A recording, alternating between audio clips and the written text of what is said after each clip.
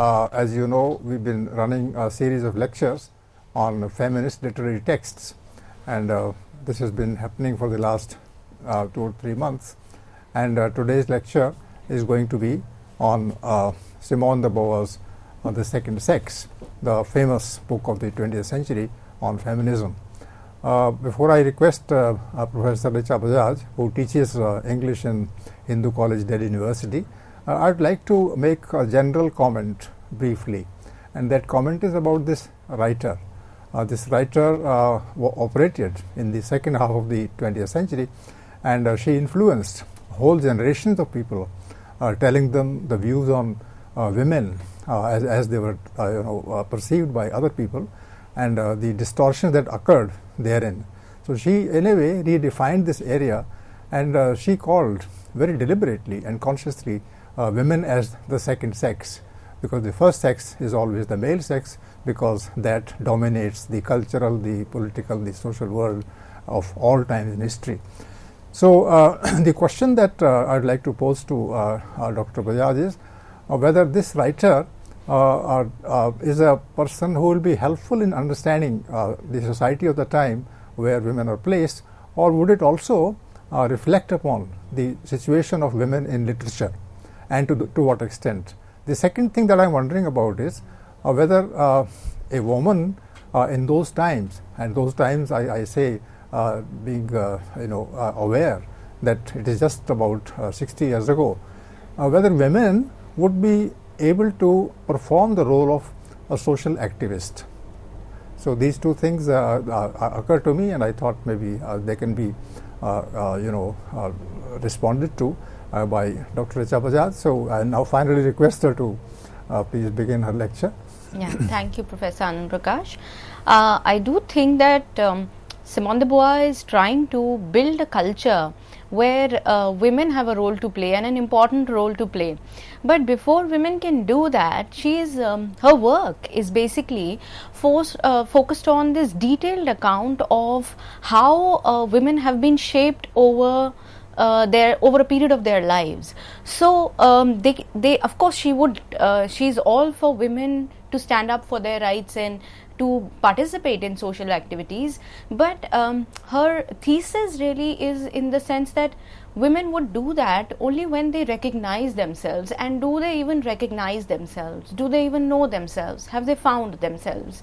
Why? Because she finds that women are not really who they are, and that there is so much that is given to them as the accepted norm or in society, that their real self rarely comes across. And so Simone de Beauvoir's book, The Second Sex, comes at this right in the middle of this century, the last century. It's published in 1949. Now, by that time, women's movement has already taken shape. Women have won the right to vote. The suffrage movement has taken place, and all of that. But it comes at this important juncture when women need to understand who they are.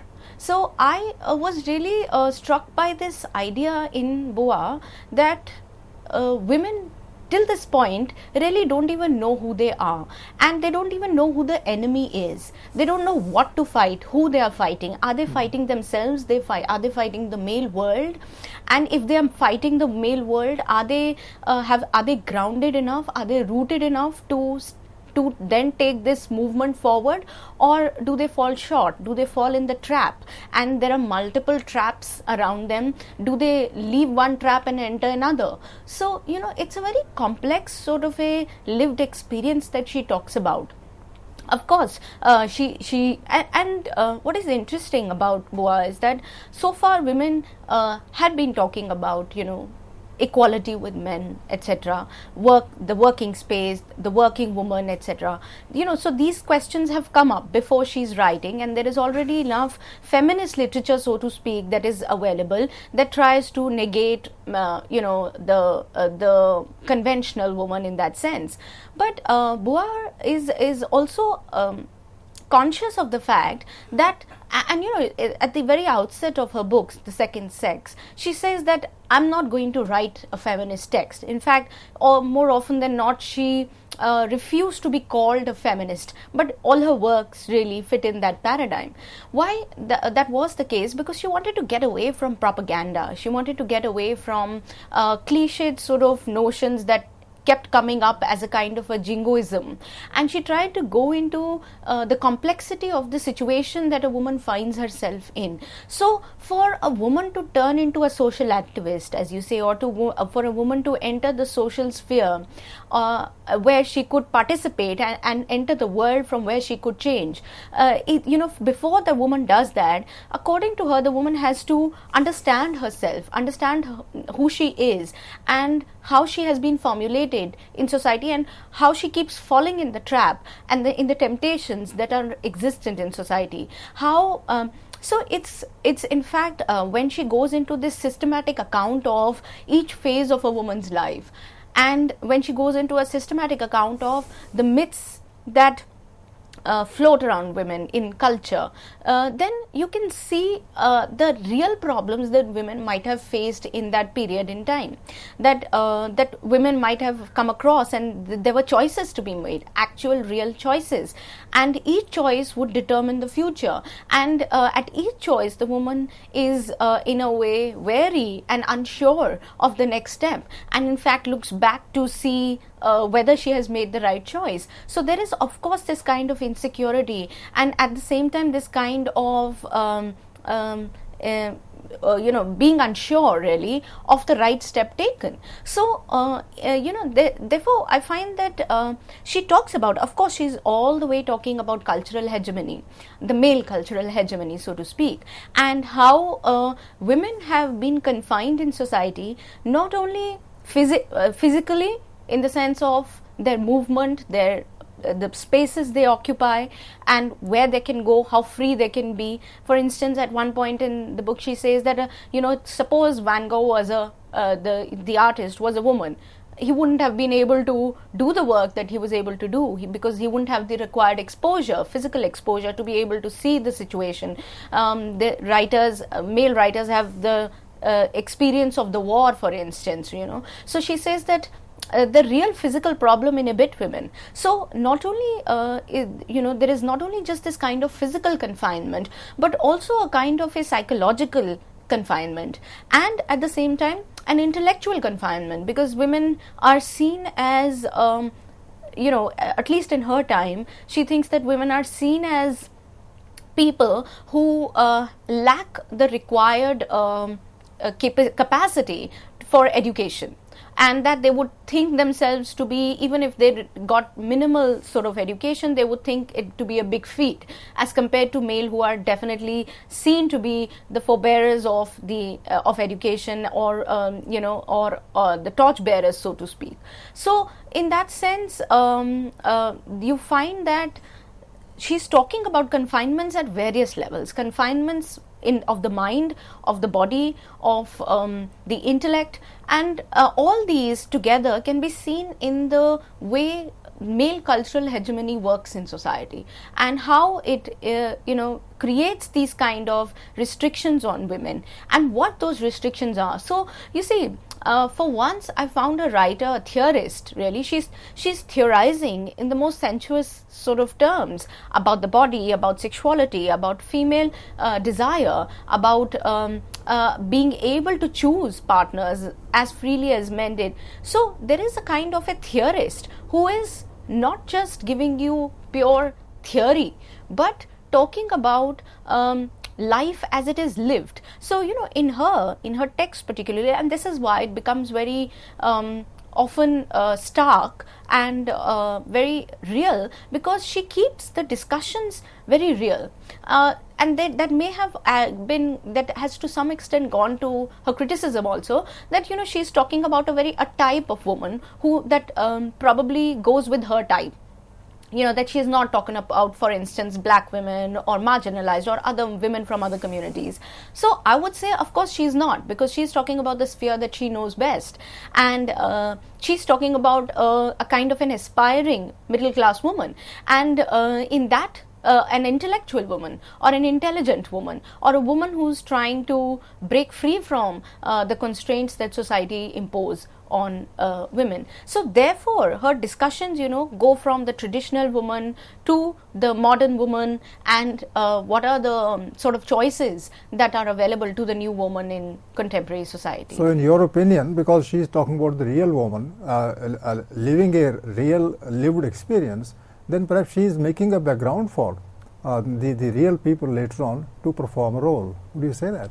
Yes, because you see, she what I found very interesting in her work, and it's not just an essay in which she's encapsulating all her theoretical works. She goes into the mechanics of living. She goes into the very day in and day out sort of experience of a woman who goes to work and has to, for instance, mend her stocking. At one point she says that the man's image and has nothing to do with his personality, and that his dress, his appearance make little difference to who he is. But a woman is aware that she is constantly judged, watched, desired, etc. in society according to how she appears. So there is always a stockings to mend back home. There is always a blouse to be washed when you come home. So you picture a woman. You picture a woman going to work. You picture a woman who must come back with a torn stocking and must feel the need to mend it, and she cannot go back to work, or a blouse to wash, she says.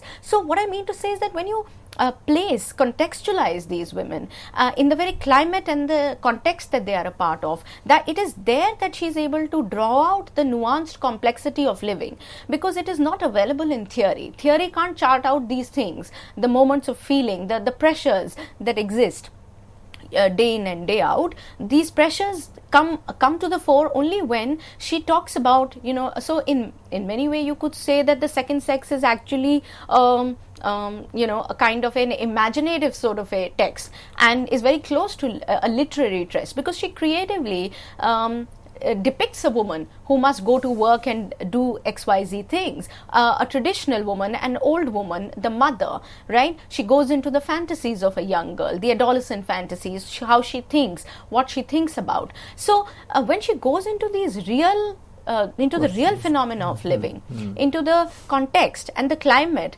that's when she is able to draw a sort of a conclusion that it is this that stops her, and it is this that keeps returning to her in one form or another. That's a fine perspective, I must say. Yeah. Because the way one can, relate to her ideas from this angle, then one would be thinking about real people in the 20th century. Yes. So, which is why it also hits hard. It's stark because it clearly depicts this kind of a picture, and you can see it. You don't have to, there is nobody theorizing. She doesn't have a hypothesis that she's going to theorize on. Of course, so it's more exploratory and open-ended, the book, in the sense that she'll project a woman in the specific situation, in the situation that she finds herself in, and the choices that are available to her. So she explores one choice, the second and the third, and then dismantles them, because she finds that all these choices have been governed by the custom, which is again tailor-made for men. A custom which is tailor-made for men and not for women, which is supposed to work to the detriment of women. So when you see these women, then you see all theory, no theory can explain this in that sense. You can make a point and get out of it, but she refuses to get out of it. She in fact goes into it further and explores layer by layer that experience of the women in that stage of life and the choices, and then dismantling each choice. Whether for instance, the section that I thought I would discuss today from the book, which is actually, so the book is divided into two parts. Let me take the readers through the kind of a structure of the book, and then maybe I can come back to this point. So viewers, you'll be able to see the screen by now. This is Simone de Beauvoir at her desk, papers lying all around. Again, a very sort of a picture that tells you of this kind of a determined, fierce woman that she is. So she's time period is of course 1908 to about 1986, living through the whole of the 20th century, so to speak. Now she's basically an existentialist writer, and worked together with Sartre, Jean-Paul Sartre, on existentialism. So she's a French existentialist thinker and scholar, and known for her groundbreaking work, The Second Sex, which we have been discussing, which came out in 1949. Now, otherwise speaking, she was the youngest scholar, so she was quite bright in terms of her studies, and she got a degree in philosophy from the Sorbonne University in 1929. And this is also the period when her partnership with Sartre, so to speak, began. In her memoir, when she's beginning to understand the questions of philosophy and the questions of living, and this is her memoir that came out in the prime of life, that came out in 1960. There she says, and I quote, "History burst over me and I dissolved into fragments. I woke to find myself scattered over the 4 quarters of the globe, linked by every nerve in me to each and every individual. All my ideas and values were turned upside down." So this is the period of awakening. This is the period of rethinking in her life, when she is able to broaden her own personal experience to include the experiences of other people around her, and this would finally help her in discovering this kind of a life, or discovering the lives of several women around her by 1949, when she writes The Second Sex. So she becomes other women. So she extends, when she says that each and every nerve became one with other people in the world, and this in a way help her in writing The Second Sex. Remember, The Second Sex, 1949, is coming at a time when the world has already seen the wars and is fraught with these kind of the problems of hunger, of joblessness, etc. This is this period that in this period when the women's question wasn't really taken up. It is during this period that she tries to go back to the question of living and what she would say about her own life, and the result is The Second Sex. So it charts those. So The Second Sex is divided into 2 volumes. The text is divided into 2 volumes, and it charts the lives of women, the history of confinement, the myths around womanhood, and the precarious situations women find themselves in various stages or phases of their lives. The second volume, importantly, explores the formative years of women in states of childhood, girlhood, matrimony, and old age. So the first volume is, on basically she's dismantling the myths and the history of women, the destiny that a woman is supposed to have, the representations, how women have been represented in literature so far. And this has several essays on Henry Miller and on D.H. Lawrence, where she's critiquing the very idea of womanhood that has been presented in these works. So the first volume talks about the myth and the history that goes along with being around the idea of womanhood. The second volume comes to the lived experiences of women, in different states, when a girl is a child, when the girl becomes a girl, when a girl becomes a girl, so to speak, and when matrimony sets in, and when old age comes in. It is in this period that you can actually see a kind of indoctrination also.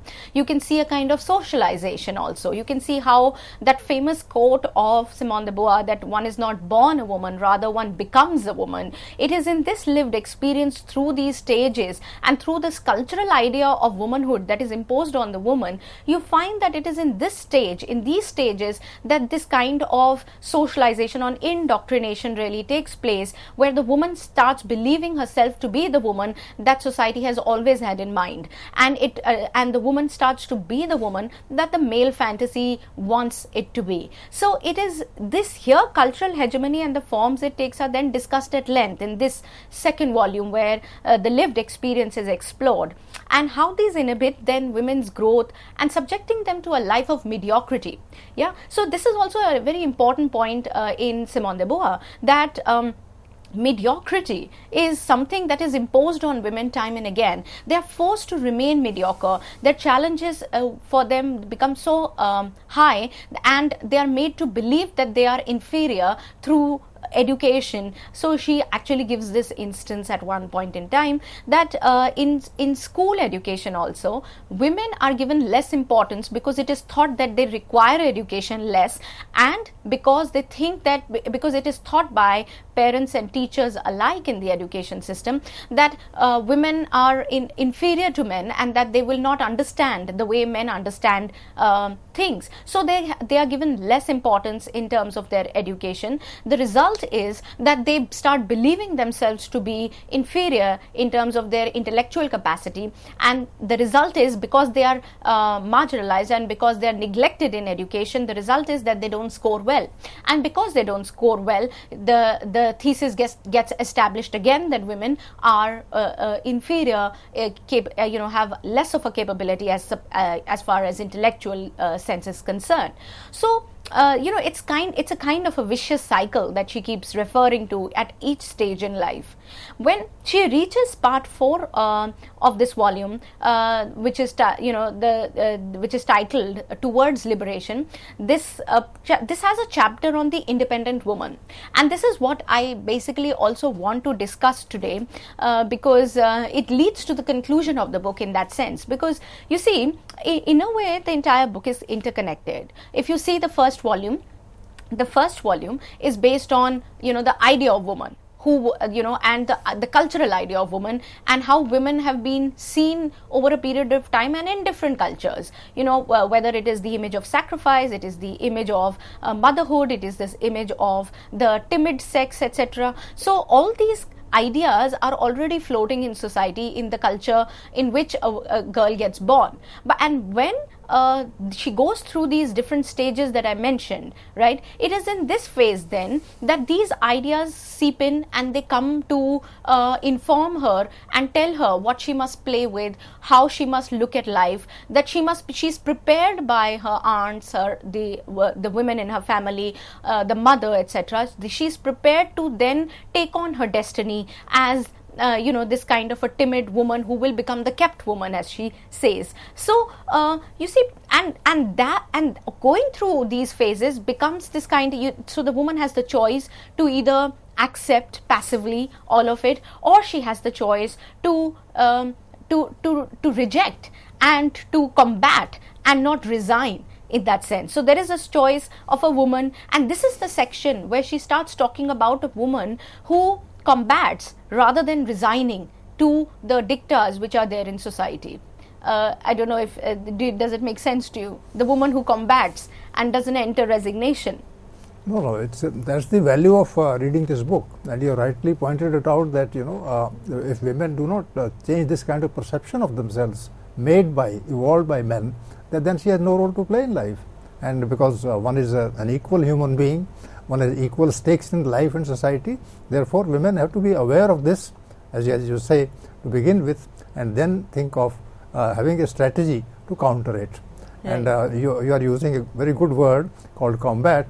It is a combat. It's a kind of a struggle that happens on the battlefield. Right. And so the combat is not my word, actually. It is Simone de Beauvoir's word. So okay. She says a woman who chooses to combat and not resign. It's not resignation, but combat. It's a fight unto death. Right. In society, and therefore combat is the proper word. Right. So in that sense, the point is also that the combat is not against the male per se, but the culture that has given this climate to women. And I'll go into it maybe in the second lecture that I will have on this series.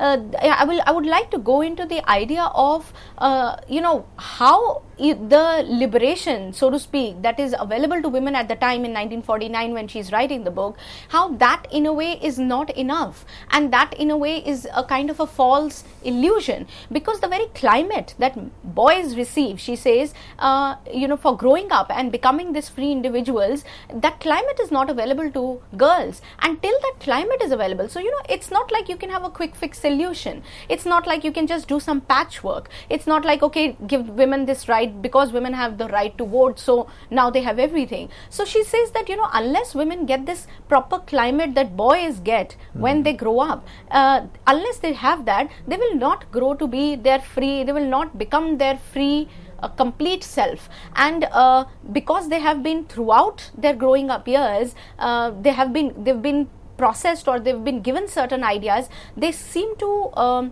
inhibit her in her future life. So even the working woman, and I will go into this, it's a very important topic, particularly in our own time, in our own culture, when a lot of women are aspiring to be working women.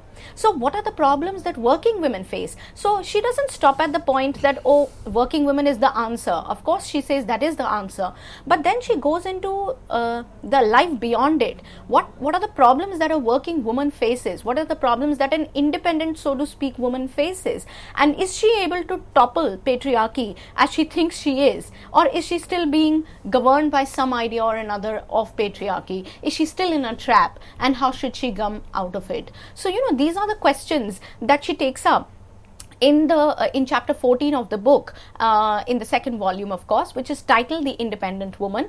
And I would like to talk about this book at length, this chapter at length, in my second lecture. Friends, in this discussion done by Dr. Richa Bajaj, you have become aware of the state of woman in the 20th century, and the book, as she says, was written in 1949, published in 1949, and the specific mention of the two world wars having been over by that time, and the women were nowhere to be seen in that world where wars were fought. They always watched helplessly the war that was going on and destroying this beautiful planet, and then perhaps that might have given her a chance to think about the whole question from the angle of the totality of humanity on the planet. So I think it's a very important book that we are covering today. Dr. Richa Bajaj is defining for you and for us and for herself also the very idea that is detrimental to women's progress in particular, but in human detrimental to human progress in general. So we can go further in it in the following lecture, where the independence of woman would be at the center of her discussion. Thank you.